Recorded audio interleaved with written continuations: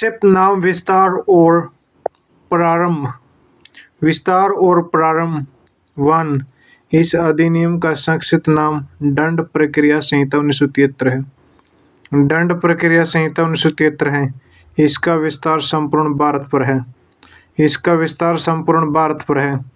इसका विस्तार क्या संपूर्ण भारत पर है? इसका विस्तार 2 सेक्शन 2 परिभाषाएं।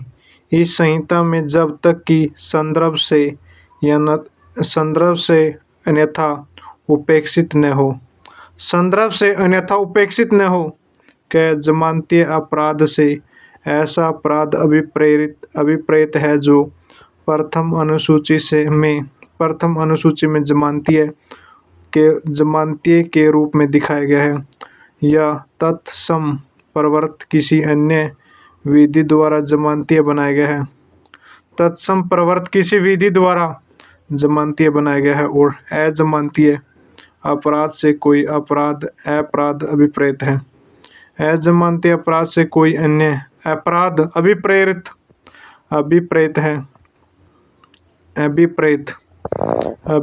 है। ख आरोप के अंतर्गत जब आरोप में एक से अधिक शीर्ष हो, आरोप का कोई भी शीर्ष है। ग संज्ञेय अपराध से ऐसा अपराध अभिप्रेत है। संज्ञेय अपराध से ऐसा अपराध अभिप्रेत है। संज्ञेय अपराध से ऐसा अपराध अभिप्रेत है जिसके लिए और संज्ञेय मामला से ऐसा मामला अभिप्रेत है जिसमें पुलिस अधिकारी प्रथम अनुसूची के या तत्सम प्रवर्त किसी अन्य विधि के अनुसार वारंट के बिना गिरफ्तार कर सकता है।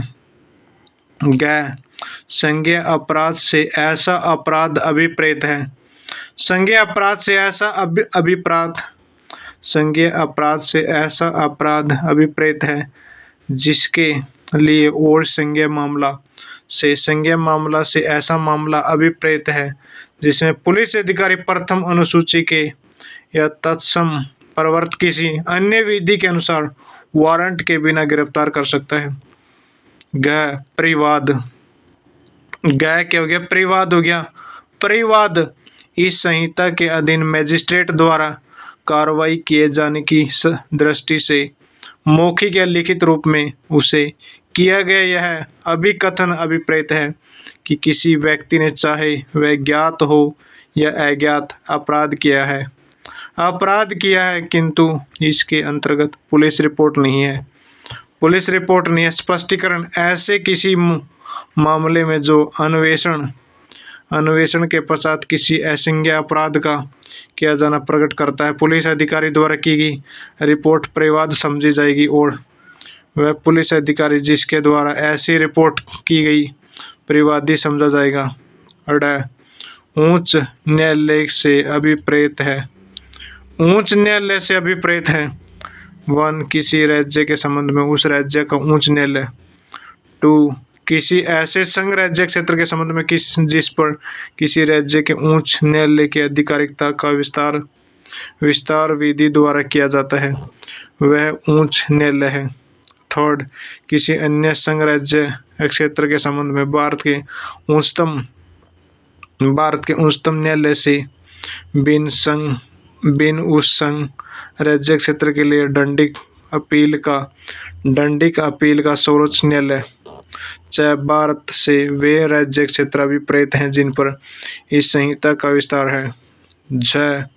जांच से अभिप्रेत विचरण से बिन ऐसी प्रत्येक जांच जो इस संहिता के अधीन मजिस्ट्रेट या न्यायालय द्वारा की जाए।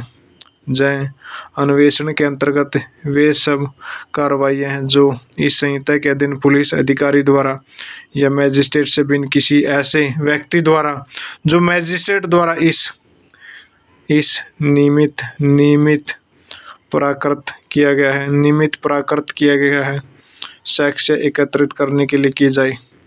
जहाँ न्यायिक कार्रवाई के अंतर्गत कोई भी कार्रवाई जिसके अनुक्रम में साक्ष्य वैध रूप से शब्द पर लिया जाता है या लिया जा सकता है, यह किसी न्यायालय या मजिस्ट्रेट के संबंध में स्थानीय आधिकारिकता से वह स्थानीय क्षेत्र अभिप्रेत है जिसके भीतर ऐसा न्यायालय या मजिस्ट्रेट इस संहिता के अधीन अपनी सभी या कहीं शक्तियों का प्रयोग कर सकता है और ऐसे स्थानीय क्षेत्र में संपूर्ण राज्य या राज्य का कोई भाग समाविष्ट हो सकता है जो कि राज्य सरकार अधिसूचना द्वारा विनिर्दिष्ट करे विनिर्दिष्ट करे।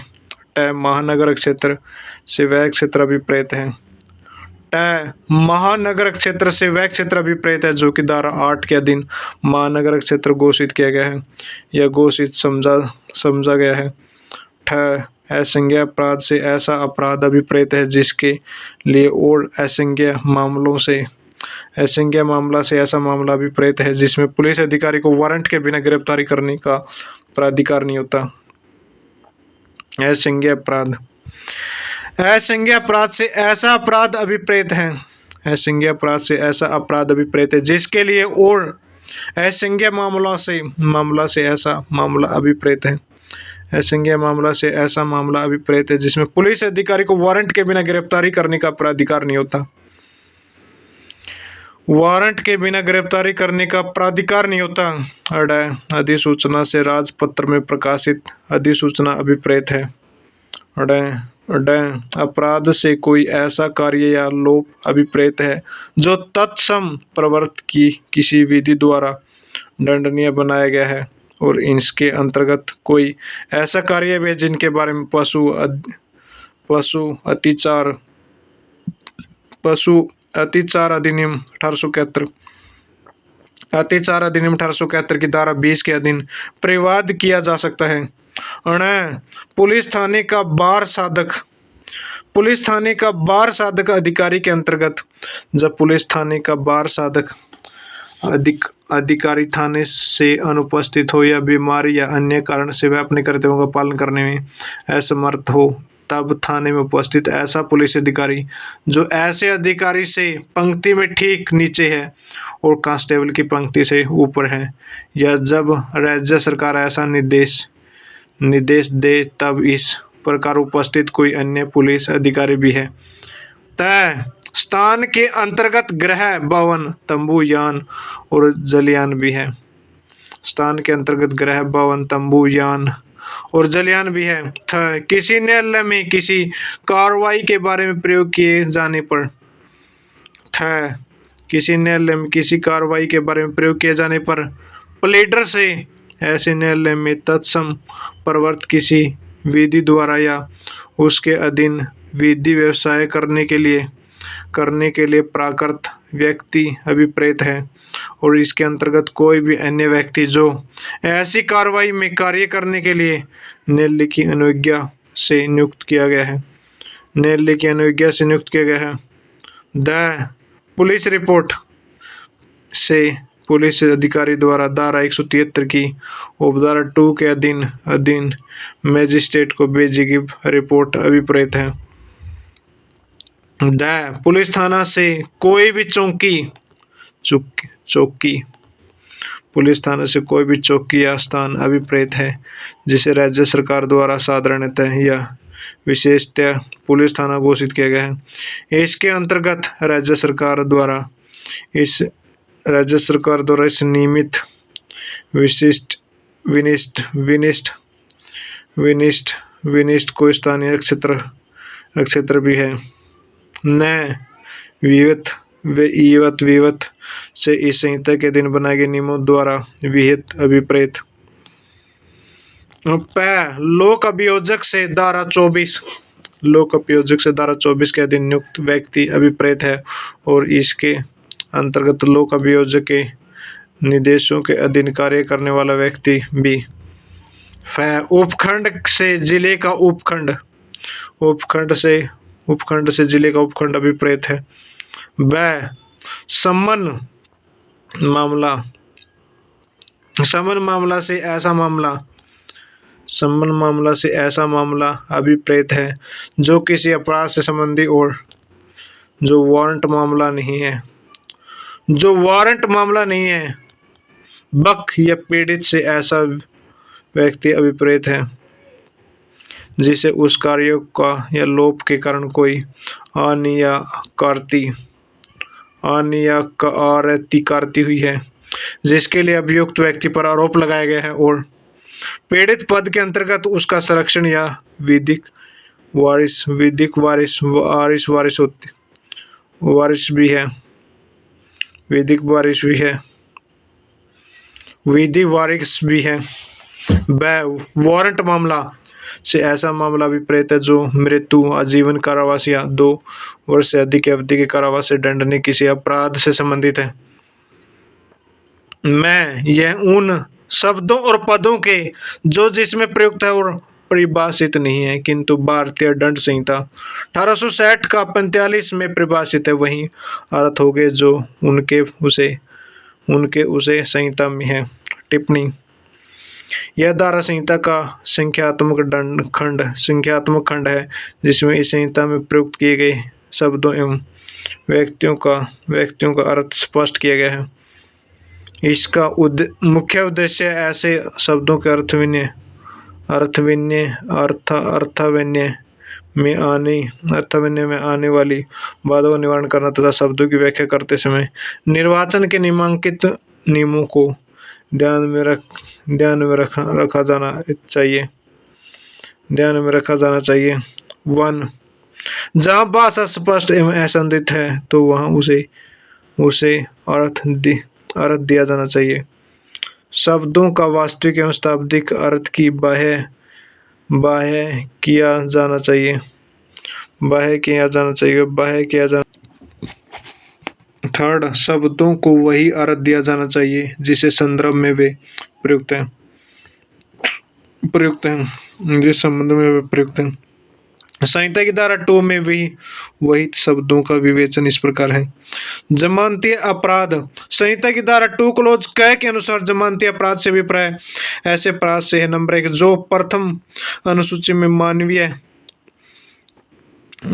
अनुसूची में जमानती अपराध के रूप में दिखाया गया हो, या जो तत्सम प्रवर्त किसी विधि द्वारा जमानती बनाया गया हो, और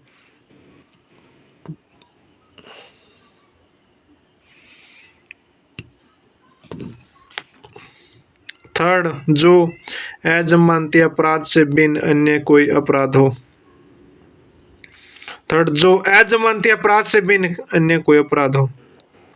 संबंध मामला धारा संहिता की धारा 2 क्लोज ब के अनुसार संबंध मामले से अभिप्राय ऐसे मामलों से है जो किसी ऐसे अपराध से संबंधित होता है जो कि वारंट मामला नहीं है। वारंट मामला संज्ञेय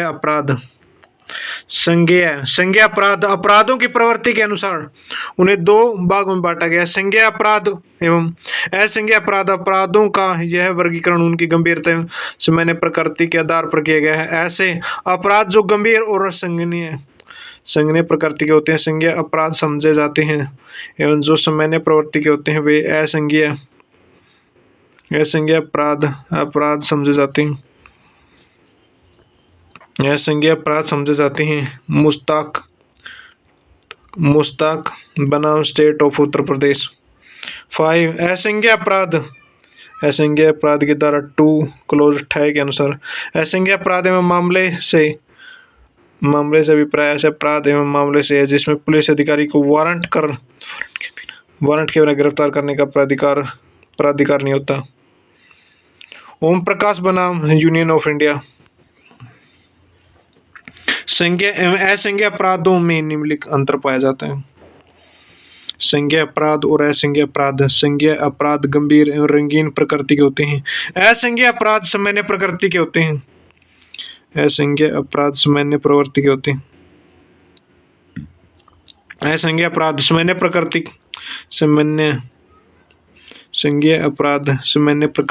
हैं।